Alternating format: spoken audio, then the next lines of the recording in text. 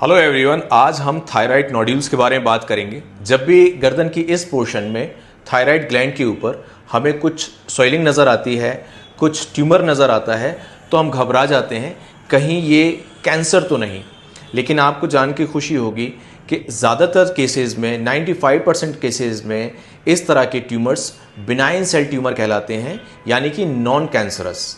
लेकिन ये क्यों हो जाते हैं, इसमें हमें किस तरह की डाइट लेना चाहिए और कौन सी वो होम्योपैथी मेडिसिन है जो इसको क्योर करती हैं, इसके बारे में हम आगे बात करेंगे। चलिए शुरू करते हैं। हमें कैसे पता चलेगा कि हमें थायराइड नोड्यूल्स हैं या हमें डॉक्टर के पास जाना ज़रूरी है?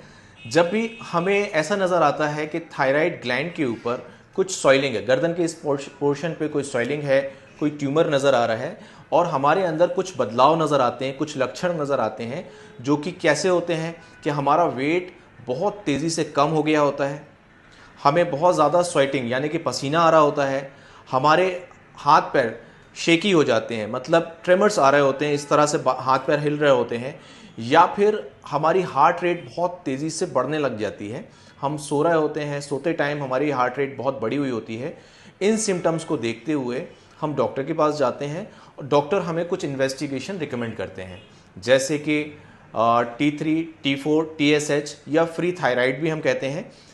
इसके अलावा सोनोग्राफी रिकमेंड करते हैं थ्रोट की, यहाँ गर्दन की। जब यहाँ की सोनोग्राफी होती है तो नज़र आता है कि जो थायराइड ग्लैंड है उसके ऊपर कुछ ओवर ग्रोथ है। जैसा कि मैंने आपसे कहा कि इसमें घबराने की बात नहीं होती।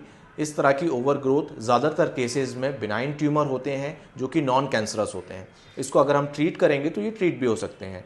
अब हमें ये जानना ज़रूरी है कि अगर हमारी सोनोग्राफी हुई तो उसमें क्या आ सकता है।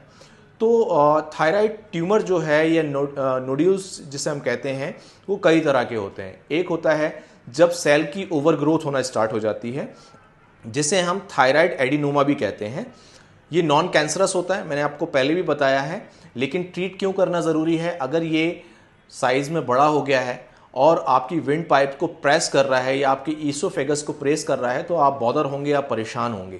इसके अलावा ये जब इस तरह के सिम्टम्स देना शुरू करता है तो उसे हाइपरथायराइडिज्म भी कहते हैं, यानी कि आपकी थायराइड ग्लैंड ज़्यादा हार्मोन बनाना शुरू कर देती है और उसमें वही सिम्टम नज़र आते हैं जो मैंने आपको बताए।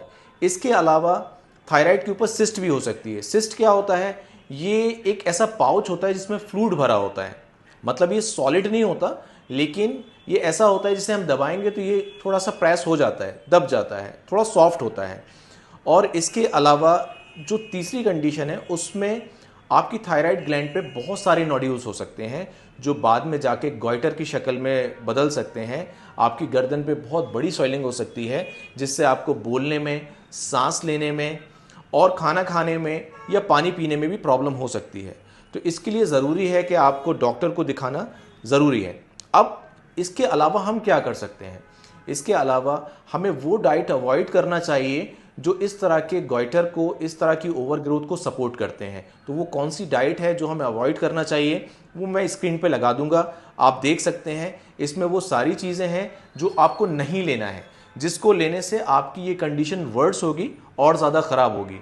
लेकिन कुछ ख़ास स्पेसिफिक डाइट है जिसको लेने से ये कंडीशन रिवर्स भी हो सकती है, बेटर भी हो सकती है। वो डाइट भी मैंने स्क्रीन पर लगा दिया है। ये सारे वो फ्रूट्स या फूड हैं जो आपको थायराइड गॉइटर में या थायराइड नोड्यूल्स में लेना चाहिए, जो मदद करते हैं आपकी इस कंडीशन को रिकवर होने में।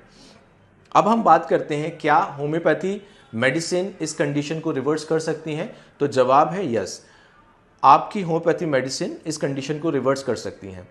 डिपेंड करता है कि आपको क्या सिम्टम्स हैं, आपको डॉक्टर से कंसल्ट करना चाहिए। कुछ बेसिक मेडिसिन हैं जो इस कंडीशन में ली जा सकती हैं।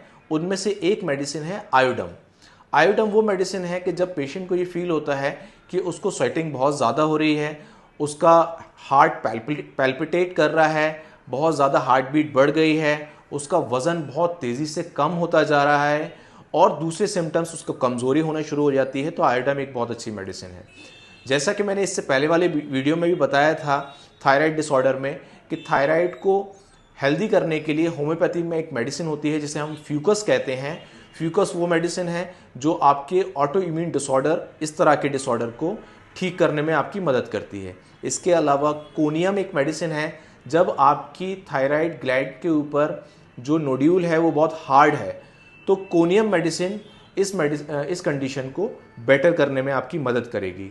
इसके अलावा कुछ और बेसिक मेडिसिन जैसे कि लाइकोपोडियम, नेट्राम्यूर भी इसको ठीक करने में आपकी हेल्प कर सकती है, लेकिन इसके लिए ज़रूरी है डॉक्टर कंसल्टेशन। अगर आप सही डॉक्टर से कंसल्ट करेंगे और सही मेडिसिन सही ड्यूरेशन के लिए लेंगे तो आप इसे ठीक भी कर सकते हैं।